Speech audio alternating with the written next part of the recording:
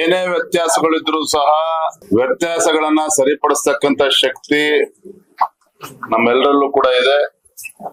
ಹಾಗಾಗಿ ನಾನು ಕೂಡ ಇವತ್ತು ದಾವಣಗೆರೆಗೆ ಬಂದಿದ್ದೇನೆ. ನಮ್ಮ ರಾಷ್ಟ್ರೀಯ ಪ್ರಧಾನ ಕಾರ್ಯದರ್ಶಿಗಳು, ರಾಜ್ಯದ ಉಸ್ತುವಾರಿಗಳಾಗಿರುವಂತಹ ರಾಧಾ ಮೋಹನ್ ದಾಸ್ ಅವರು ಕೂಡ ಬಂದಿದ್ದಾರೆ. ಎಲ್ರೂ ಕೂತು ಖಂಡಿತ ಅದನ್ನ ಬಗೆಹರಿಸ್ತೇವೆ. ಇದನ್ನ ಮುಂದುವರೆಯೋದಕ್ಕೆ ಬಿಡೋದಿಲ್ಲ. ಅಭ್ಯರ್ಥಿ ಘೋಷಣೆ ಯಾವಾಗ?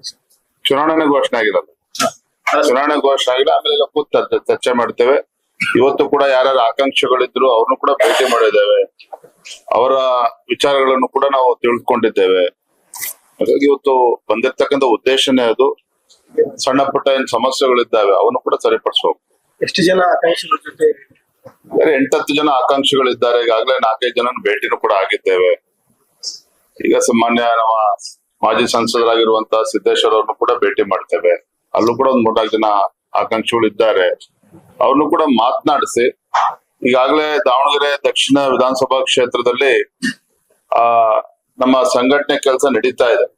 ಕಳೆದ ಒಂದು ವಾರದಿಂದ ನಮ್ಮ ದಾವಣಗೆರೆ ಜಿಲ್ಲೆ ಮತ್ತೆ ಅಕ್ಕಪಕ್ಕ ಜಿಲ್ಲೆಗಳಿಂದ ಸುಮಾರು 150ಕ್ಕೂ ಹೆಚ್ಚು ಕಾರ್ಯಕರ್ತರು ಬಂದು ವಿಸ್ತಾರಕ್ ಯೋಜನೆ ಅಂತ ಹೇಳಿ ಕರಿತೇವೆ ನಾವು ಸಂಘಟನೆ ವ್ಯವಸ್ಥೆನಲ್ಲಿ. ಪ್ರತಿ ಬೂತ್ ನಲ್ಲೂ ಒಂದು ವಾರ ಅಲ್ಲೇ ಇದ್ದು ಆ ಬೂತ್ ನಲ್ಲಿ ಇರ್ತಕ್ಕಂಥ ವಿಚಾರಗಳನ್ನ ಅರ್ಥ ಮಾಡ್ಕೊಳ್ಳುವಂಥದ್ದು, ಕಾರ್ಯಕರ್ತರಿಗೆ ಧೈರ್ಯ ತುಂಬುವಂಥದ್ದು, ಸಂಘಟನಾತ್ಮಕವಾಗಿ ಏನೇನ್ ಕೆಲಸ ಮಾಡ್ಬೇಕು ಅವೆಲ್ಲವೂ ಕೂಡ ಮಾಡಿದ್ದಾರೆ.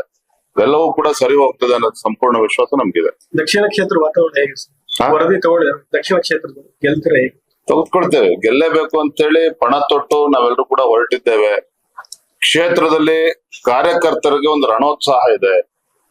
ಅದು ಸ್ವಲ್ಪ ನಮ್ಮ ಮುಖಂಡರ ಸ್ವಲ್ಪ ಗೊಂದಲ ಇರ್ತಕ್ಕಂಥದ್ದು ಸತ್ಯ. ನಾನ್ ಮುಚ್ಚಿಡ್ತಕ್ಕಂಥ ಕೆಲಸ ನಾನು ಮಾಡೋದಿಲ್ಲ. ಅಧ್ಯಕ್ಷನಾಗಿ ನಂದು ಕೂಡ ಜವಾಬ್ದಾರಿ ಇದನ್ನ ಎಲ್ಲ ಕೂಡ ಸರಿಪಡಿಸ್ಬೇಕು ಅಂತ ಹೇಳಿ, ಹಾಗೆ ಸರಿಪಡಿಸ್ಬೇಕು ಅನ್ನೋ ನಿಟ್ಟಿನಲ್ಲಿ ನಾವು ಕೂಡ ಬಂದಿದ್ದೇವೆ.